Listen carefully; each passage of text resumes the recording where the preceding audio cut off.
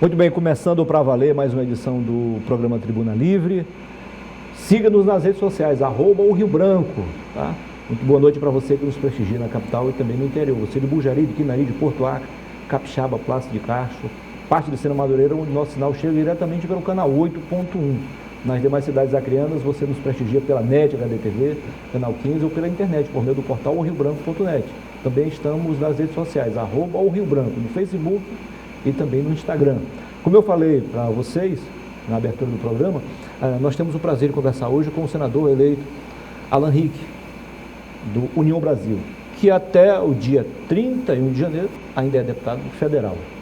Como sempre, Narciso Mendes, boa noite, seja bem-vindo. Osmir Lima, muito boa noite. Boa noite.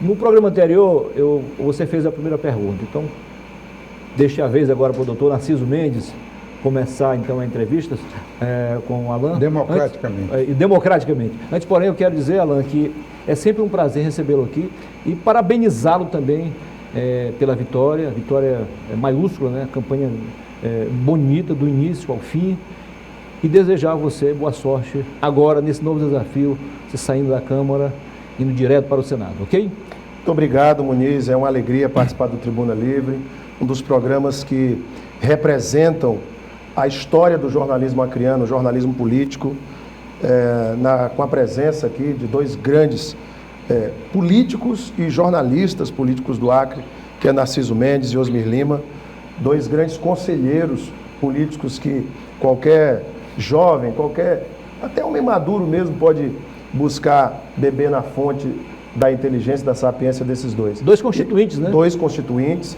dois deputados federais, dois políticos que têm o seu nome marcado na história do Acre.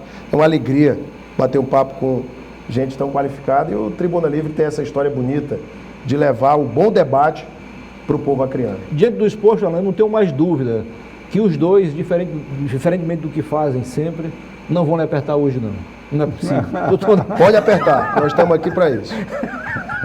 Aliás, o Narciso já pegou a Constituição. Lá no artigo 53, diz o seguinte: os parlamentares, eles são invioláveis por suas palavras, opiniões... Quaisquer, tá aí o Constituinte, ó. Por quaisquer palavras, opiniões e votos.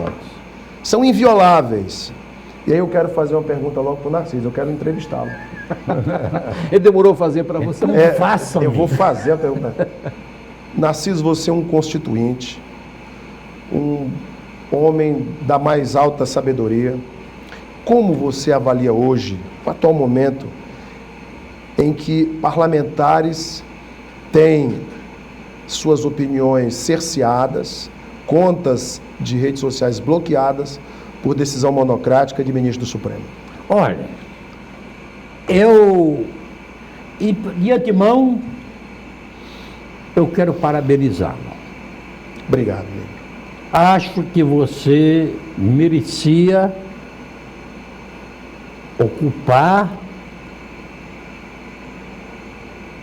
a vaga que estava em disputa para o Senado da nossa República. Muito obrigado. Você já é uma pessoa por demais conhecida da população acreana, porque você começou a sua vida profissional como um formador de opinião. E a partir daí, foi um pulo para que você chegasse à Câmara dos Deputados, se reelegesse e desse o salto mais glorioso da sua história política até então. Até porque você vai sair de um conjunto de 513 colegas,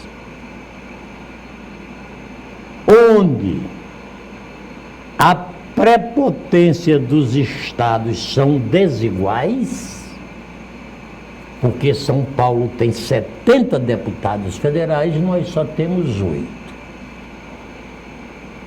E o que eu acho mais fundamental e importante na nossa República é que o senador Alan Rick tendo obtido pouco mais de 200 mil votos, vai deter o mesmo poder de um senador de Minas Gerais ou de São Paulo que tenha obtido 8 milhões de votos. A minha pergunta é... Não, está respondendo porque ele perguntou para você. Responder. Eu sabia que eu sei interferir. Eu estou lhe respondendo e fazendo a seguinte pergunta. Você será capaz de honrar com igual peso de importância a quantidade de votos que um senador eleito por São Paulo saberá honrar? Narciso, uma das maiores honras que um acreano pode ter na vida é ser eleito pelo seu povo, representar a sua população no Congresso. Você teve essa experiência, Osmi também foram deputados constituintes. Agora você colocou um ponto fundamental. O Senado é a casa Do onde Estado. a federação está representada em pé de igualdade. O senador do Acre tem o mesmo peso do senador de São Paulo. Ora, na Câmara, como você bem mencionou, a Câmara representa o povo, representa a distribuição populacional por Estado. Por isso, dessa relação 70 para São Paulo, 8 para o Acre. Mas o Senado nós somos iguais. Tanto que a preponderância de presidentes do Senado são do Norte e Nordeste. Pegue aí os últimos presidentes, excetuando-se o atual, Rodrigo Pacheco, Pará, Amapá, Alagoas, Bahia, Maranhão, são os estados que governaram, que dirigiram o Senado. Para você ver a força do Norte e do Nordeste do Brasil no Senado da República. Então, respondendo efetivamente sua pergunta, vamos atuar com muita força, com muito equilíbrio, mas com a participação efetiva naquilo que nós entendemos que é o melhor para o Brasil. Vou dar um exemplo. Nós precisamos de fazer uma reforma tributária. Precisamos de atacar a burocracia estatal. Vai ser fácil no governo Lula, no governo de esquerda, que muitos chamam de pragmático, mas os senhores conhecem muito bem, é um governo acostumado à compra de parlamentares, à distribuição de cargos, a essa série de benesses, do fisiologismo que a ex-senadora e vereadora lá do Amapá, que eu entrevistei algumas vezes, a professora... Você lembra dela, a senadora lá do Amapá? Foi professora. Lá? Não. Não, a menina. Agora me fugiu a memória. Eu a entrevistei várias vezes, ela me dizia: Lula e o PT se lambuzaram no banquete farto do poder. Então veja que nós temos uma obrigação. Heloísa Helena? Heloísa Helena. Isso. Muito bem Lembrei lembrado. pela frase dela. Heloísa Helena. Exatamente, você entrevistou aqui algumas vezes. 2 vezes. Então, Heloísa Helena, que foi a divina do PT, e depois ajudou a fundar o Partido Socialismo e Liberdade, ela... Na verdade, em Alagoas. Em Alagoas. Isso. Em Alagoas, exatamente. Então ela dizia isso. O fisiologismo é um mal da política. E que, infelizmente, no nosso regime de presidencialismo por coalizão, é o que impera. Agora, já não seria o momento, Narciso, de a gente pensar num novo modelo, num novo sistema? Permita-me fazer uma ligeira parte. Primeiro eu vou responder a pergunta que o Narciso não respondeu. Sim. Eu, inclusive, no último programa, nos últimos programas daqui, eu considero o Supremo Tribunal Federal, por algum de seus ministros, e aqui citei inclusive Alexandre de Moraes, como violador quase que constante da Constituição Federal. Não há censura no Brasil. A Constituição proíbe a censura. Eu posso dizer o que eu quiser, agora vou ter que responder pelo que eu disser. Perfeito. Agora, quem é o culpado disso? É a casa que você vai participar. É o Senado Federal do Brasil que é o maior responsável por isso. Porque quem julga ministro do Supremo Senado Federal, exclusivamente. Não é o Congresso nem a Câmara, só o Senado Federal. Licencia, né? Não, julga. Julga. Ele julga. Ele julga. Licencia para entrar e julga para expulsá-lo. Exatamente. Julga. Ao julgar, o nosso presidente lá do Senado, o Pacheco, ele não colocaram vários pedidos de abertura. Ele não, que é um poder também que tem que ser modificado, esse poder absoluto que tem um presidente e colocar na pauta o que ele bem entende, né? Então o que acontece? Nós temos que responsabilizar só o Senado Federal, é o que a nação compreende.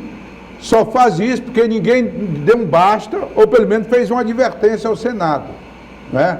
O Senado é o grande responsável pela situação de violação constante da nossa Constituição. E veja só, Osmir, enriquecendo sua fala. Em dezembro, quando a gente votava ainda a questão da PEC do teto, o Supremo se debruçava sobre a constitucionalidade das emendas de relator, que a imprensa chama de orçamento secreto, Gilmar Mendes decidiu, de um lado, que o Bolsa Família estaria fora do teto de gastos, e Lewandowski votou, finalizando aquela votação a respeito da constitucionalidade do orçamento secreto, pela sua inconstitucionalidade. Então você vê que o Supremo por 2 vezes legisla e decide no lugar do parlamento. Obviamente que isso gera uma situação de confronto entre os poderes.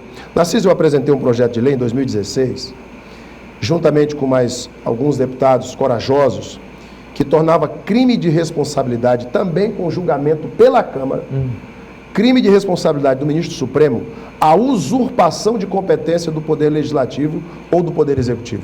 O que isso quer dizer? O ministro Supremo, ao receber qualquer matéria que é de competência do Legislativo e do Executivo, diga, opa, não recepciono. Porque isto está além da minha competência. E eu não vou usurpar a competência do Legislativo e nem do Executivo. Nós perdemos na CCJ. Nossa matéria foi vencida pelos nossos próprios pares. Lembram-se do julgamento de Daniel Silveira? Eu fui um dos 130 que votou contra aquela excrescência. Concordo com o que ele falou? Não. Extrapolou, exagerou, Só você e Mara foi votaram a grosseiro, favor. não precisava daquele tipo de fala que é extremamente desnecessária. Eu, por exemplo, eu não agrido as pessoas, eu acho que o debate tem que ser no campo das ideias. Mas ele extrapolou, mas jamais poderia ser caçado e preso por crime de opinião. Mas aí, senador, eu vou lhe tratar Só um minutinho aqui, senador. Osmir. E eu votei contra. Não, só pegar uma cancha dele aqui. E eu vou- Não, votei mas só contra. sim ou não. Na sua opinião, essa votação deles foi por algum medo ou compromisso com interesses escusos? Ali há uma pressão gigantesca, Muniz. Há uma pressão gigantesca dos líderes das bancadas, dos presidentes de partido, das lideranças políticas, em cima dos parlamentares para que votem. Mas chegou ao conforme. ponto, essa leniência chegou ao ponto absurdo de você quase que proibir de um presidente da República nomear quem ele bem entende. Você Isso viu o caso da aconteceu- Polícia Federal? O caso da Polícia Federal aconteceu mesmo no governo Dilma, quando tentou indicar o Lula. Não há precedente na história republicana de Supremo interferir até na indicação pelo presidente da República para um cargo. Ora, o que pode acontecer é que se ele cometer algum crime no exercício do cargo, aí sim, pode abrir processo, essa coisa toda.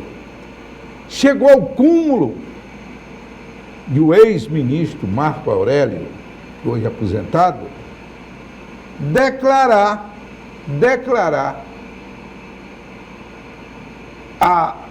o fim do mandato de um deputado federal. O fim de um mandato, que isso é exclusivamente das casas legislativas. Ele, na sentença dele, Narciso, declarou o fim do mandato. Porque o congressista, senador ou deputado, se tiver um trânsito em julgado, de uma condenação, trânsito em julgado, a Constituição diz para ele perder o mandato é a Casa Legislativa que delibera. O Supremo não tem poderes para pôr fim a um mandato parlamentar que é ungido pelo voto, e o Supremo não tem. Voto que o Supremo não tem. E, no entanto, essas coisas são permitidas.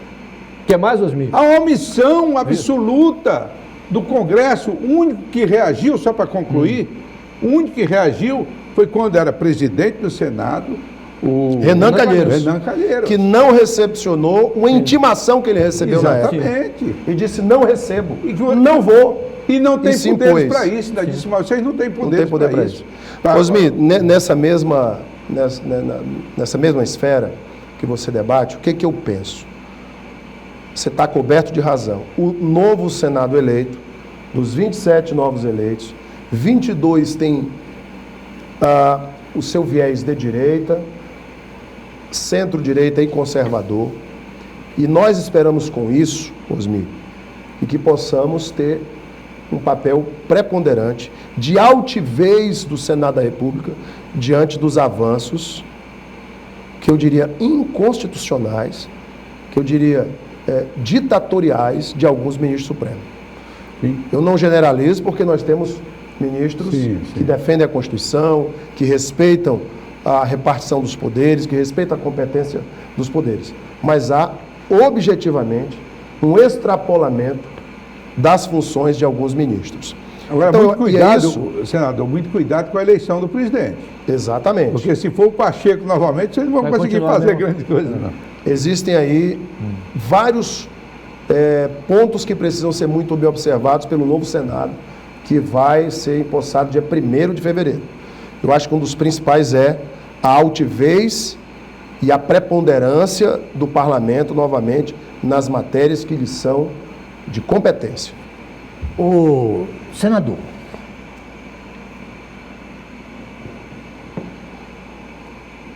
a nossa formação política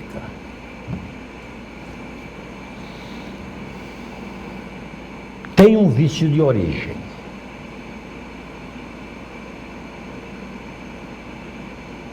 E aqui eu vou demonstrá-lo, invocando o artigo 5º da nossa Constituição, que, segundo ela própria se diz, pétrea. Nem o Senado, nem a Câmara pode modificar nenhum dos seus quase 100 dispositivos. E, por lamentável coincidência, o inciso 9º do artigo 5º da Constituição diz o seguinte: é livre a expressão da atividade intelectual, artística, científica e de comunicação, independente de censura ou licença. E o inciso a seguir diz: são invioláveis a intimidade, a imagem e a honra das pessoas. Então, partindo desses dois princípios, o que acontecerá, ou o que deverá acontecer quando eu agredir a sua honra, em nome da liberdade, da minha liberdade de expressão? A lei brasileira é muito clara. Você pode ser processado civil e criminalmente. Claro. Criminalmente, dos crimes contra a honra, os artigos do Código Penal que falam sobre injúria, difamação e calúnia, e na esfera civil, dano moral. É isso que a Por lei meio de um determina. processo legal. É o devido processo legal. Concorda, Narciso? assegurado, a Constituição fala Exato. que Por assegurado isso, o direito de resposta. por e isso tal. que Daniel Silveira não poderia ter sido preso e nem cassado por crime de opinião ou por ter cometido agressão contra nenhum ministro. Então, nós estamos vivendo uma situação de extrema precariedade das relações institucionais. Sim. E o Senado, como disse o Osmi, tem papel preponderante, fundamental, para restabelecer o equilíbrio no Exatamente. nosso sistema de pesos, de freios e contrapesos. Para ter uma vida independente, e Independente. harmônica. Exatamente. E harmônica. É Exatamente. o Senado que tem esse papel hoje. Diante do Narciso, exposto, porque esses artigos, respondeu bem o nosso senador. Muito bem. Esses artigos não são conflitantes. Nós discutimos várias vezes aqui. Eles não conflitam. Claro. Se eu lhe agredir Bem um definido. direito meu, aí Sim. você entra com um processo, como disse Exato. o senador, Tá. contra mim. Diante do exposto, senador, seria absurdo, seria exagero alguém afirmar que o Estado democrático de direito e o Estado de direito do Brasil já foram para o espaço? O senhor responde daqui a pouquinho, Beleza. tá bom? Fechou. Nós vamos ao intervalo comercial e voltaremos em instantes. Você não precisa mudar de canal, continue com a gente. Até já.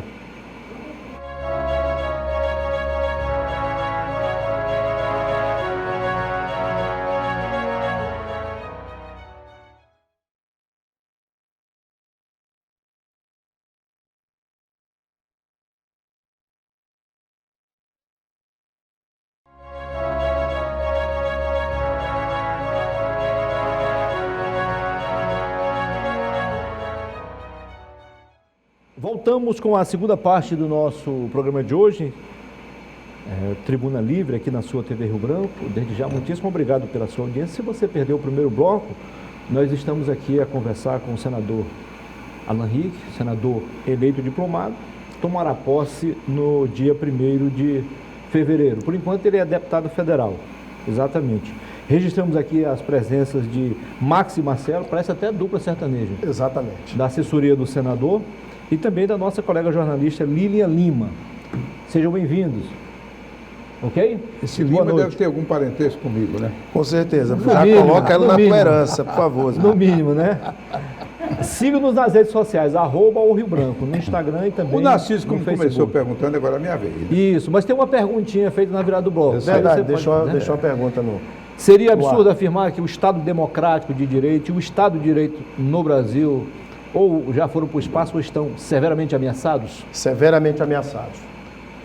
Eu acredito que é momento, repito, do Senado restituir, restabelecer o equilíbrio no nosso sistema de pesos, de freios e contrapesos. Por quê? Diante de tudo que nós debatemos no bloco anterior, diante dessas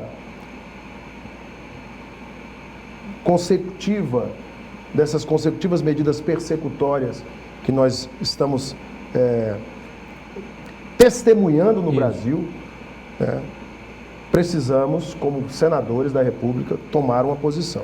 Eu, Alan Rick, trabalharei pelo diálogo, pelo equilíbrio, mas não deixarei de atender o anseio do meu eleitor que deseja que o Senado tenha a sua altivez, que os senadores tenham a sua preponderância respeitada. E nós vamos trabalhar por isso. Osmi. Há uma discussão que não é de hoje entre desenvolvimentistas e preservacionistas.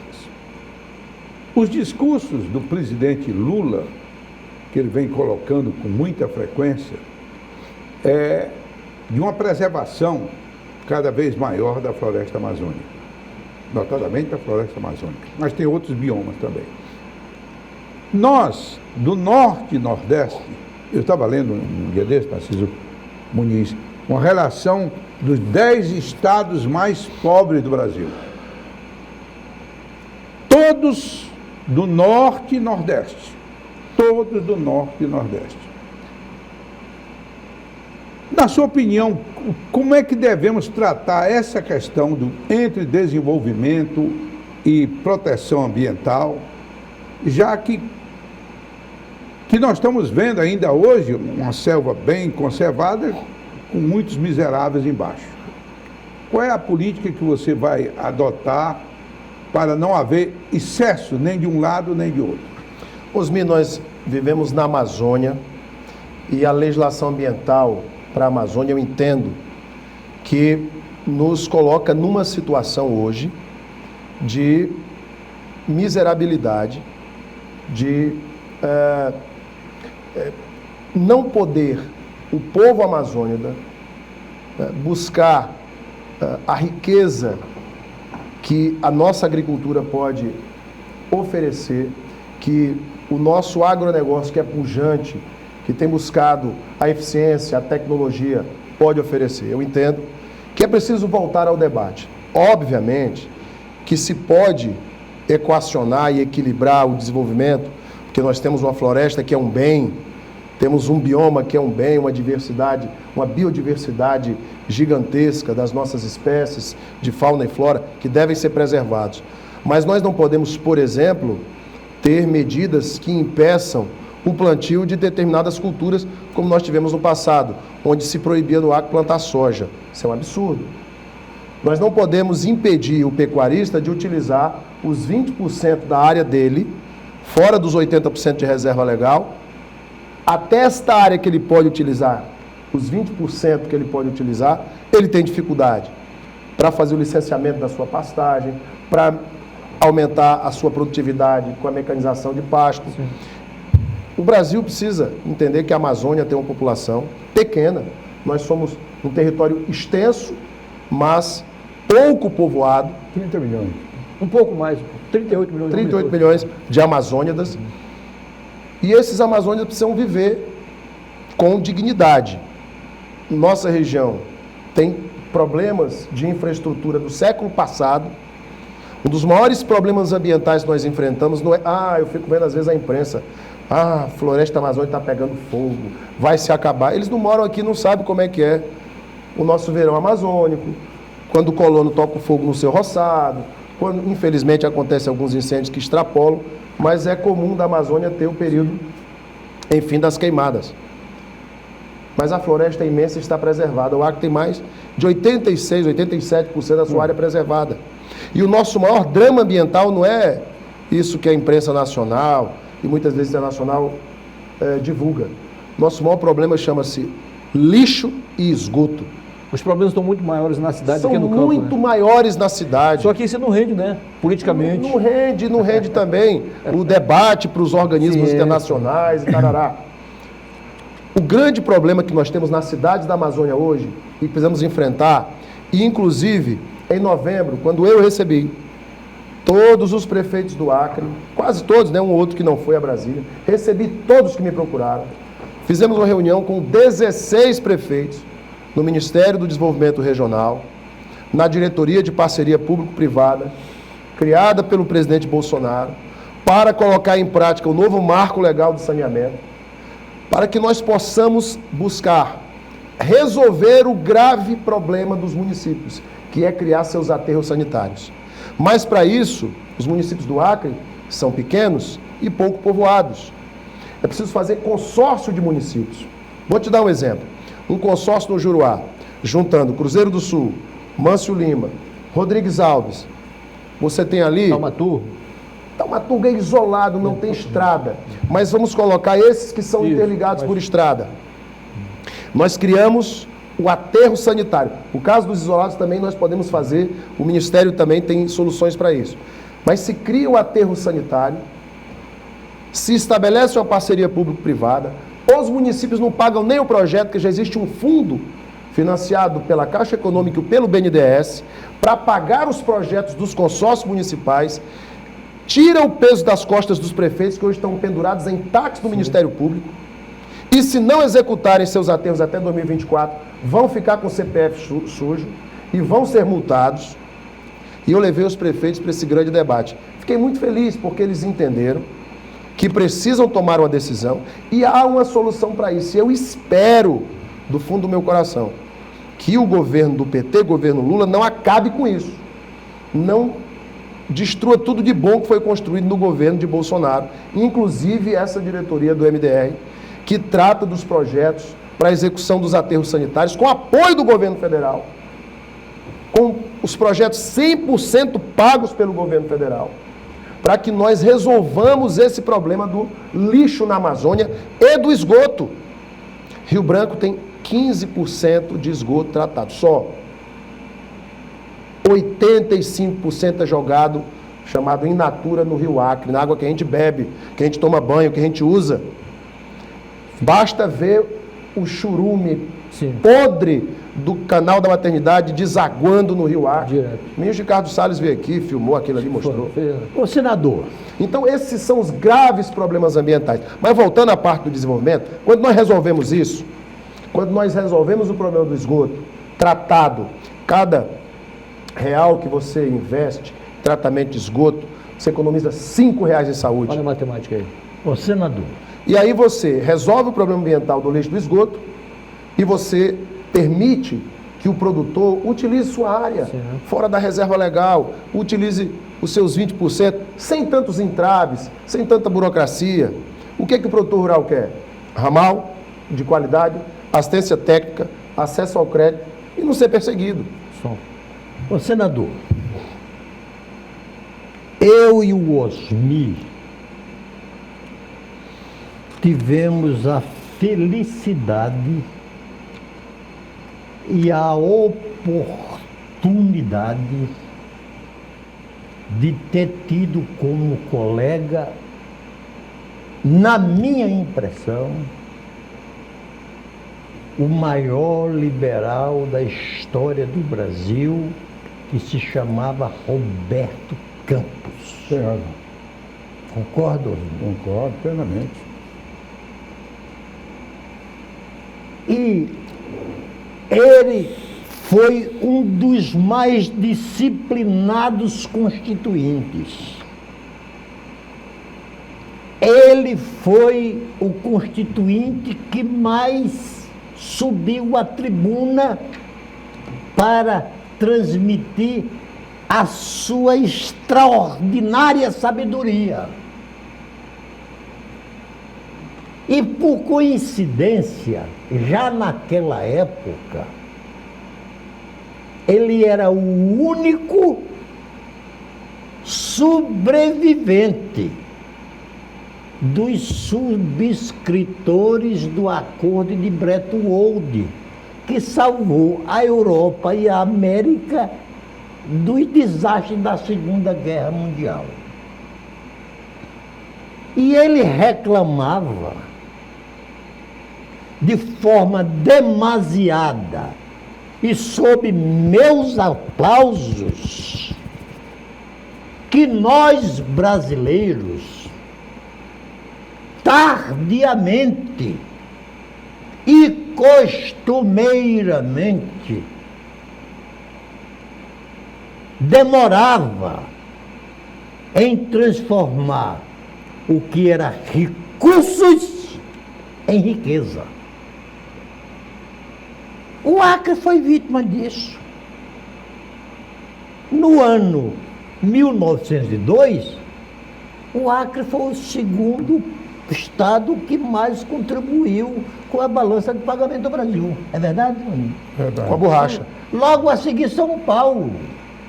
E nós não aproveitamos os recursos naturais daquela época. No meu Rio Grande do Norte, ele inventou o mais valioso dos algodão, que recebeu o nome de algodão Siridó. Do sertão do Siridó. No sertão do Siridó. E não aproveitou a tempo a riqueza, aí apareceu um bicho lá, de bicudo da seda, que disseminou a aridão do Siridó.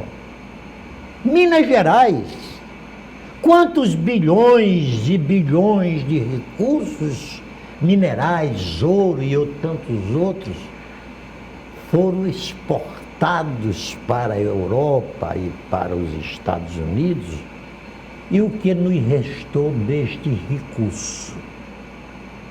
A nossa floresta amazônica, que eu sou um preservacionista também.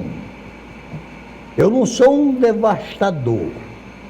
Agora, sou um crítico dos xiitas, que querem a sua preservação, e sou um crítico dos xiitas que querem a sua devastação. Esta é a minha posição. Sim, mas o que você O que é que eu... perguntaria, assim? O meu entrevistado se chama Alan Rick, não é Osmir Lins. Pois é, mas você está fazendo uma palestra, aí eu Não, tenho que... não. É porque eu considero tão inteligente o Alan Rick que saberei que ele saberá dar uma resposta mais convincente.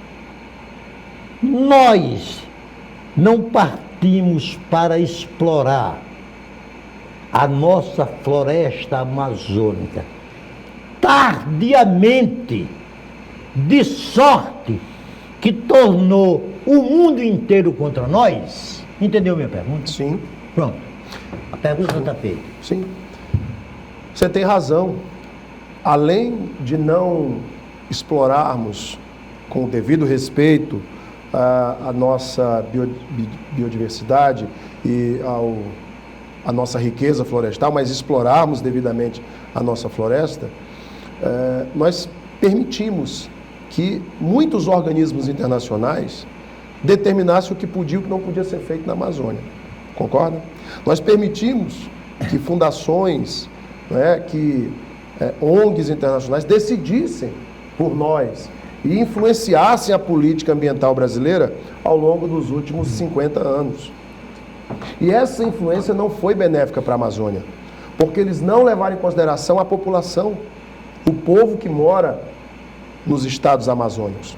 Então você tem toda a razão, Osmir.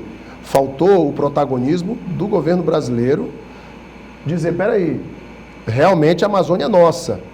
E quem decide o que é melhor para a Amazônia somos nós, não são os organismos internacionais.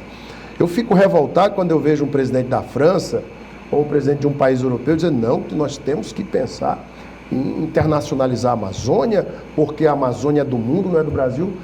Vão preservar as florestas deles, vão cuidar dos biomas deles, que não preservaram, que destruíram, que devastaram. A Amazônia brasileira, quem cuida é o Brasil, e está cuidando muito bem. Agora, o que nós não podemos é perpetuar a miséria, é garantir a infraestrutura, é garantir a educação, mas acima de tudo, atender às necessidades de quem produz na Amazônia. No Pará, nós temos uma agricultura fortíssima. Rondônia tem um rebanho de 10 milhões de cabeças, o Pará mais de 20 milhões. O Acre ficou parado no tempo.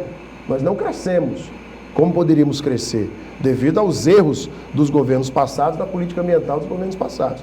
É possível preservar e desenvolver? É possível. Nós somos contra o desmatamento ilegal, aquele que destrói predatoriamente a floresta. Mas tudo aquilo que é permitido para desenvolver a agricultura, a pecuária mecanizada, com tecnologia, nós vamos defender. Mas você não acha um excesso?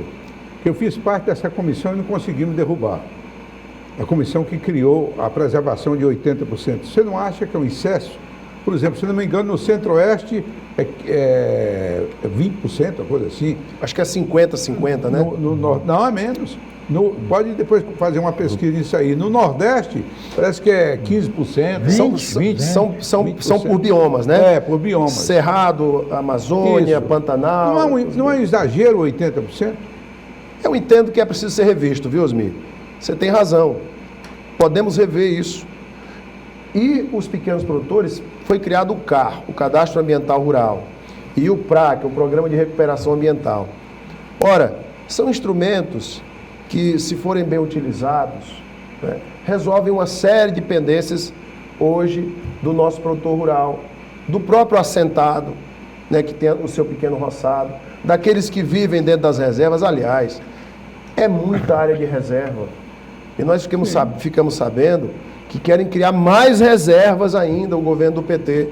Aí trava o país, como eles fizeram com Roraima, com aquela raposa Serra do Sol, que inviabilizou a produção de arroz. O Supremo teve culpa. Por isso que é o estado mais pobre do Brasil.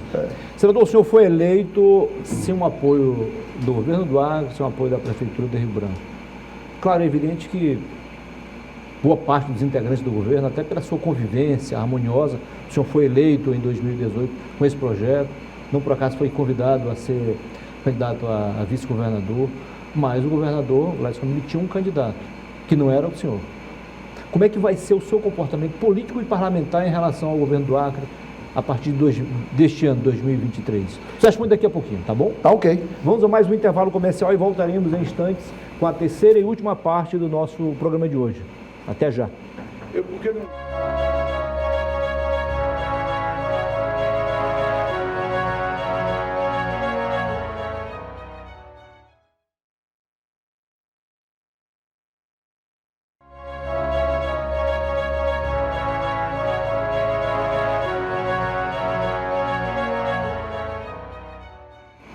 Voltamos com a terceira e última parte do nosso programa de hoje, Tribuna Livre, aqui na sua TV Rio Branco. Mais uma vez, obrigado pela sua audiência, você da capital e também você do interior. Se você perdeu o primeiro e o segundo blocos, nós estamos aqui a conversar com o senador eleito, diplomado, Alan Rick, que até o dia 31 deste mês será deputado estadual. Depois ele assumirá como senador e vai representar o Acre nos próximos 8 anos.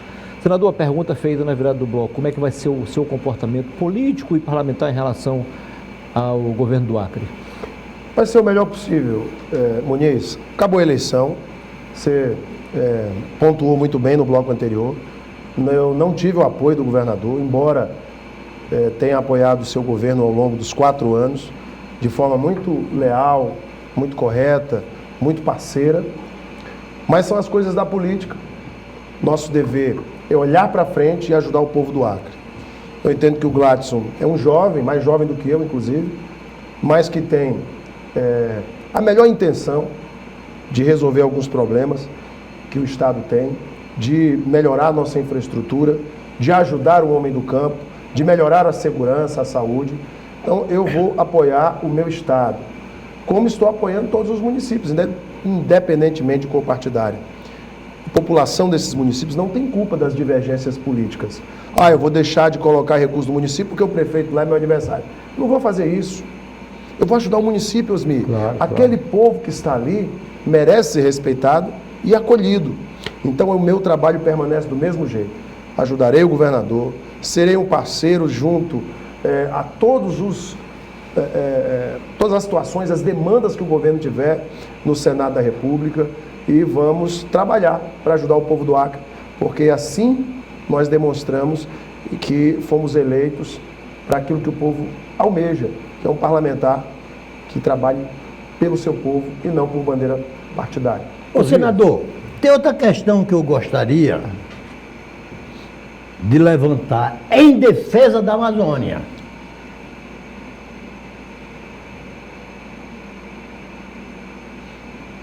Na nossa região, habita 30 milhões de brasileiros. A nossa pátria mãe, Portugal, só tem 22 milhões de habitantes. Em um território pequenininho, né?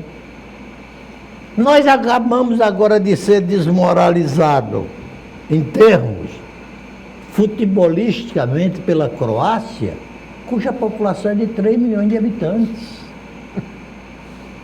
Então não é apenas a qualidade, é a quantidade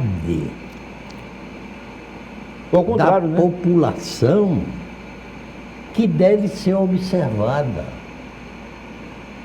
Então a nossa Amazônia, aí sim, eu espero que os nossos governantes, entre os quais incluo o nosso Congresso Nacional e o senhor como senador, tem que procurar um meio termo para a convivência pacífica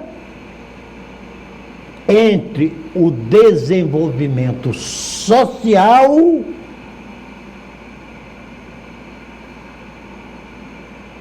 em relação à responsabilidade fiscal.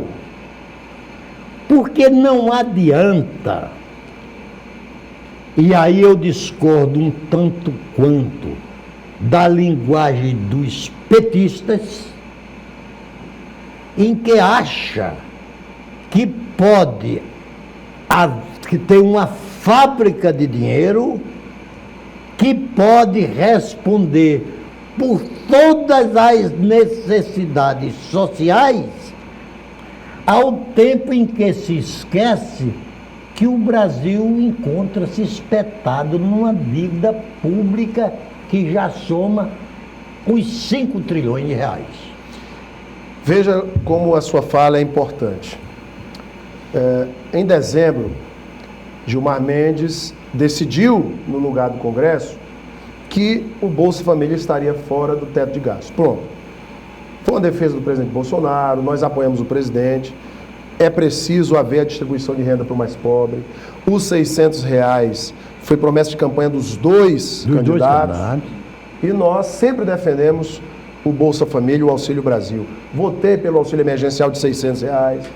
Votamos e aprovamos o apoio aos municípios e aos estados. Benefício emergencial. Benefício para todos aqueles que sofriam na pandemia.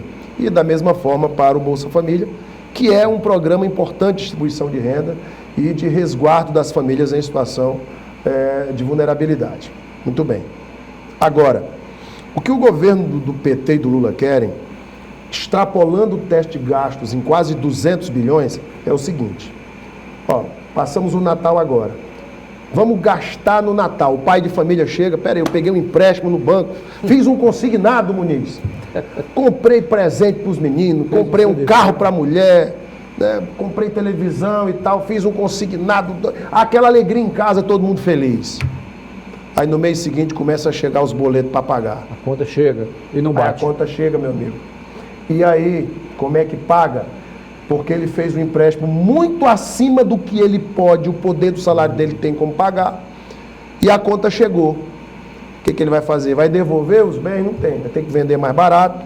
Vai ter que sair às vezes de casa procurar uma mais barata. Vender alguma coisa. Ele vai ter que se virar. Porque a conta vai chegar. Foi isso que Lula fez. Foi isso que a petezada fez naquela PEC do teto. Se entendi bem como ficou fora do teto de gasto, o Bolsa Família... Já estava resguardado. Então não tinha mais sentido a PEC, a PEC não tinha mais sentido, Muniz.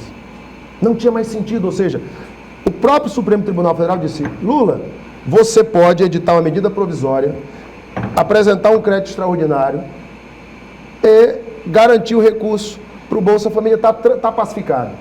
Todo mundo vai apoiar, todo mundo. Congresso inteiro.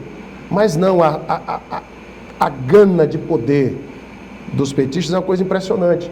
E de usar o recurso público para aparelhar o Estado, para comprar apoio de parlamentar, para institucionalizar o mensalão, Narciso. A gente sabe como essa turma trabalha. Então, por que nós votamos contra? Porque não havia necessidade. Vão endividar o país e a conta chega em 2024, viu? A elevação do dólar já está prevista por todos aqueles que analisam a economia. O aumento do custo Brasil, a elevação da taxa de juros e são consequências. São todas consequências. E o poder de compra do salário. Os que recebem R$600... Muniz, me permite fazer uma curtíssima pergunta. À vontade. E é a última ao meu senador. Obrigado pelo meu senador. Dá para você ver mais umas duas ainda, cara. Então, nem que seja a última pergunta. O seu partido é União Brasil. Como é que anda o namoro do seu partido com o governo Lula? Uma parte do partido deseja ser base, deseja fazer parte. Isso era esperado. E outra parte do partido é absolutamente contrária a o partido ser base de Lula. Diante desse entrave, diante dessa divergência, o que eu espero é que a União Brasil se declare independente. Permita que seus parlamentares, que são de direita, de conservadores, que fizeram sua campanha defendendo suas bandeiras, não sejam engolidos pela gana de fazer parte. Mas e como aí, disse a Luiz senador, Helena, fazer parte do poder e se banquetear no Mas, banquete senador, farto do dentro poder. desse seu raciocínio, você bem acaba de afirmar a sua grandeza de não ter os prefeitos de oposição. Você ajudará a todos. Você também não espera que o presidente da República tenha essa grandeza de conviver com todos vocês, inclusive os de oposição, em benefício do Estado? Por exemplo, hoje, mais do que nunca, nós precisamos concluir a BR-364. Reconstruir. Eu nem concluí. Reconstruir. Eu falo concluir de uma Isso. forma mais amenizada. Daqui é Cruzeiro do Sul. Sua cidade. E aí, nós precisamos do apoio de todos os nossos deputados, de todos os nossos senadores. Isso não quer dizer em troca de voto, não. Nem em troca de apoio daquilo que não é correto, não. Mas precisamos nos entender com o presidente da República e ele precisa compreender que a oposição, o Estado está acima da oposição. Você não espera isso do presidente? Eu espero que o governo federal tenha o olhar para o Acre. E assim, eu não sou daqueles, Muniz, que é o PT e a esquerda, quando faz oposição, eles fazem do quanto pior melhor. Eles votam contra tudo, inclusive, que é bom para o país, porque eles querem arrebentar o governo que eles são oposição. Isso é verdade. Eu não faço isso. Se o governo do PT, se Lula ajudar a BR-364 a reconstruir nossa estrada, ele vai estar cumprindo o papel dele. E os parlamentares estarão ali unidos para exigir, para cobrar, para participar. E é isso que tem que ser feito, Osmir. E é nosso dever cobrar do governo federal. Eu estive com o relator geral do orçamento 2023, senador Marcelo Castro, foi ministro da Saúde em 2015, nos ajudou muito com as emendas para os hospitais, que nós estamos reconstruindo os hospitais do Acre com emendas nossas. E Marcelo Castro, um homem extremamente honrado e foi muito pragmático conosco, né? É papel da bancada trabalhar unida e exigir o apoio do governo federal. Nós apresentamos uma emenda RP2, uma emenda de bancada de 700 milhões de reais para obras da BR-364 e o relator setorial, o deputado Rui Falcão, do PT, colocou 1 milhão. Procurei novamente... O ex-presidente do PT, né? Ex-presidente do PT. Procurei novamente o senador Marcelo Castro, que recompôs e colocou mais 17 milhões. Mas o valor é ínfimo daquilo que nós esperávamos. Temos no orçamento 70 milhões, mais 17, vai dar 87 milhões, que vai ser utilizado para manutenção da estrada. O que nós precisamos é de pelo menos 1,5 bi para reconstruir a BR-364. Senador, levando em conta que o seu colega de partido, senador Márcio Bittar, bolsonarista, convicto, dificilmente embarcará no governo Lula, o senador Sérgio Petacão, segundo informações, se for mentira, ele poderá nos procurar para restabelecer a verdade. Diz o seguinte, olha, já que o Márcio Bittar não vai pegar nenhum cargo, vai sobrar tudo para o Alan Rick, se ele aderir, então eu vou logo me declarar lulista, e foi no segundo turno. A pergunta é o seguinte, o senhor pretende indicar algum cargo federal aqui no Acre? Nenhum, Muniz. Não tenho interesse nenhum em cargo federal desse governo petista. Não indicarei, não pedirei e não participarei. Se o senador Petecão, assim como você diz, fez essa declaração, pode ficar com os cargos federais, para mim não tem problema nenhum. Eu vou manter a minha coerência, a minha posição, aquilo que eu defendi na campanha eleitoral, eu não vou mudar de lado, porque o meu eleitor é um eleitor exigente. O senhor respondeu a pergunta que eu ia fazer. E que a pergunta que eu ia fazer seguinte, era esta. O senhor vai fazer isso em função do seu pensamento social-liberal ou em função do pensamento dos seus eleitores, em sua maioria? É isso? Pelas duas coisas. Pelo aquilo que eu acredito, né? Não serei base do Lula em hipótese nenhuma.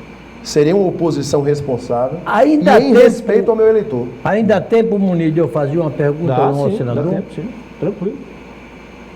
Fique à vontade. Senador Alan Rick,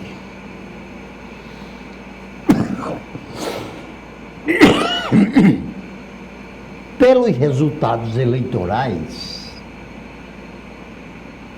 o Brasil saiu absolutamente dividido. 50,0% a favor de Lula e 49,0% a favor de Bolsonaro. Nunca uma disputa eleitoral chegou tão parelha. A minha pergunta é: o Jair Bolsonaro será capaz de liderar esta oposição? Narciso, eu acredito que sim. E ele deve, obviamente, assumir esse papel.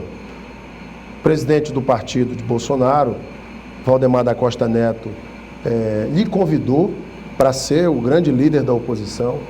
Os próprios senadores eleitos de direita, conservadores, tiveram esse mesmo papel de colocar diante do presidente, do ex-presidente Jair Bolsonaro, o desejo de que ele seja o condutor da oposição a Lula e ao PT.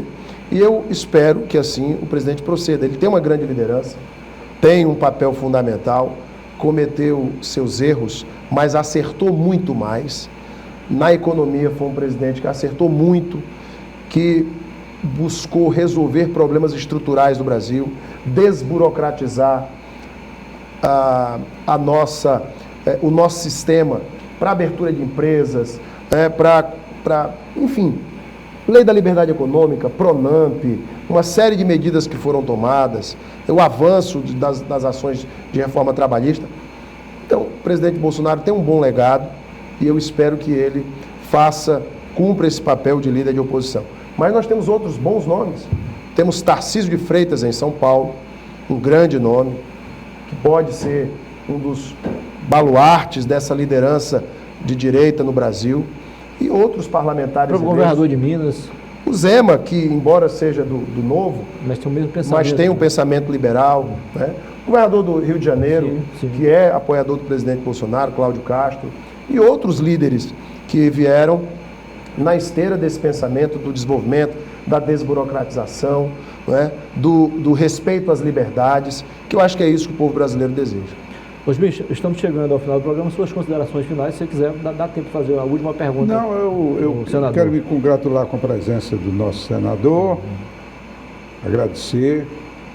Eu fiquei satisfeito pessoalmente com seus pontos de vista aqui externados e desejar a ele um bom trabalho como senador e representante de um Estado pobre, para que cada vez mais possamos tomar medidas no Congresso Nacional que diminua, pelo menos atenue, as desigualdades regionais do Brasil, que são infamantes. Desejo sucesso. Obrigado, Osmir. Doutor Narciso, suas considerações finais.